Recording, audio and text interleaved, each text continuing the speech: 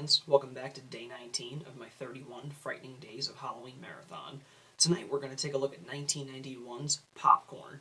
But before I begin, I'd like to specifically thank one of my dear friends, Christy Jed, for actually ripping me a copy of Popcorn to review for the sake of this marathon, due to the fact that the original DVD is now out of print. So she actually, took the time out of her schedule to, rip me a copy of her own personal DVD, so I really appreciate it. She works for Fright Rags. These are the t-shirts, the company that I always rep in my videos, close to like 100% of the time in the video, so check them out. They're www.fright-rags.com.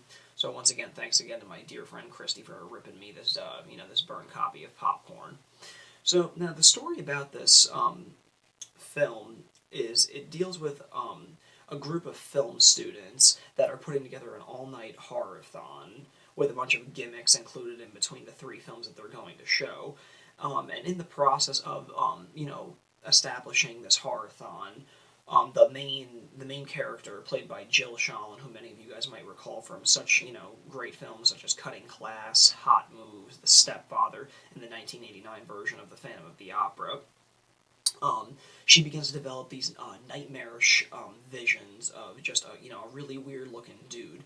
And it isn't until the process, as they're establishing all of the gimmicks for their all-night horror-thon, that they come across this short film that they discover of this this lunatic, this mad filmmaker that 15 years prior he had murdered people on stage in in the beginning of one of his screenings. So now she's beginning to have visions of him, throughout the duration of this film, and it isn't until the all-night horror-thon that people from her film class begin to be getting killed off one by this mysterious character. Now, I have to admit, when I actually first ever saw this film, I had rented it from Netflix, and I really must have been watching it on a really off night, because I had, I gave it a rating of only 2 out of 5, which isn't really flattering. It's pretty much saying that I just blatantly did not like this film. But after, much convincing, my friend Christy actually convinced me to review this film and take a second look at it for the sake of this marathon.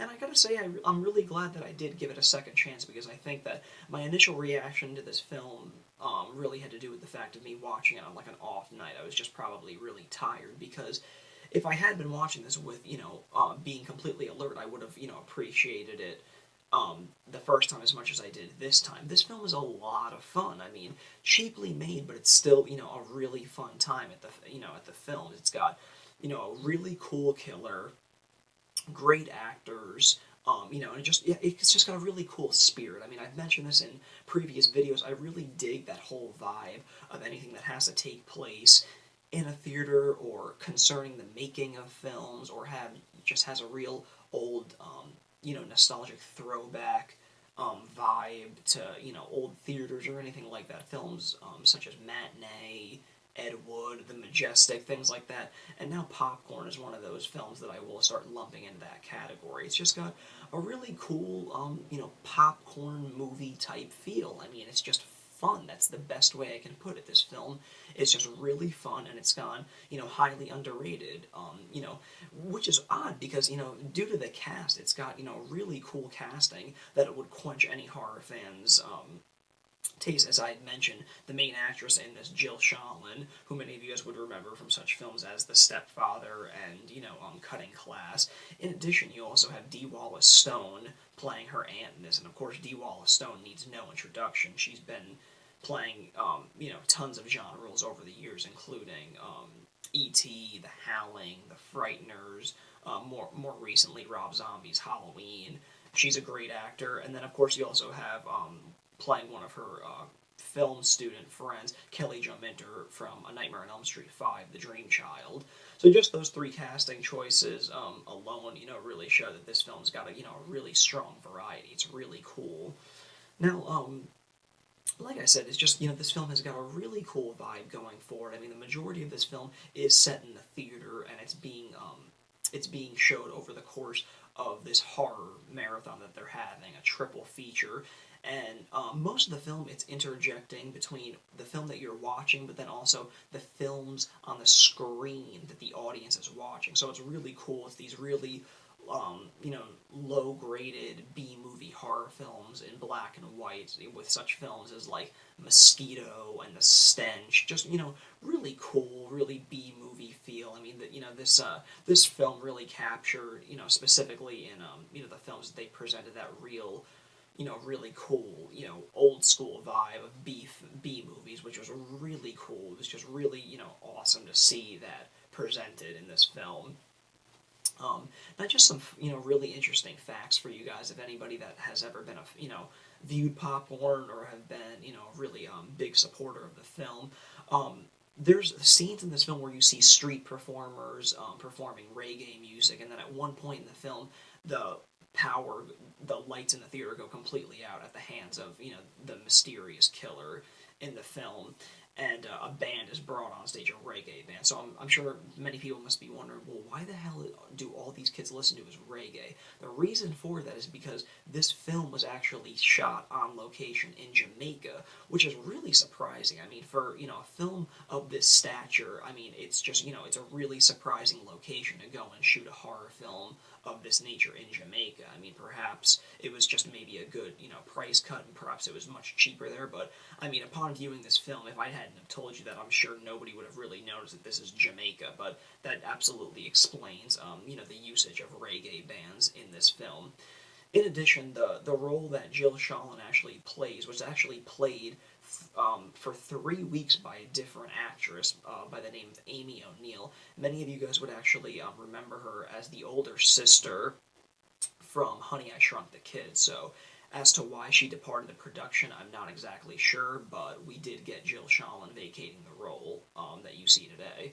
So that's just a really interesting tidbit. Furthermore, the title Popcorn, there was a whole backstory, a whole element as to really explaining the idea of popcorn, but it was actually dropped from the script before the film actually went into production.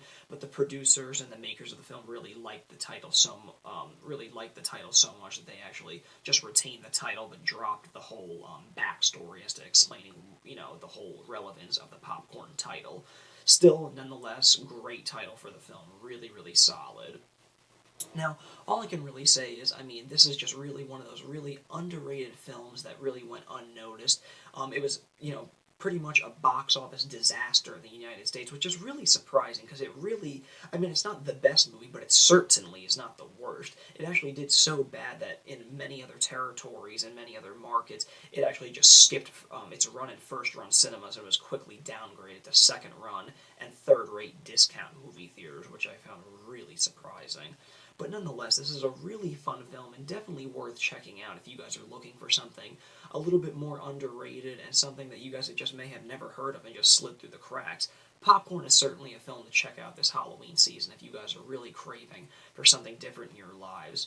Now, as I've stated, this film is actually out of print on DVD, but if you guys are, horror movie, hunters, I'm sure there's plenty of sites that you could find bootleg copies, and you guys attend horror movie conventions, this film is definitely on the horizon, in the bootleg market, circuit. So if you see it and you're curious, I would definitely check it out. It's a lot of fun for sure if you guys are really into, that whole like B-movie feel with theaters and of course, that the whole 80s slasher vibe, just blended together really, really nicely.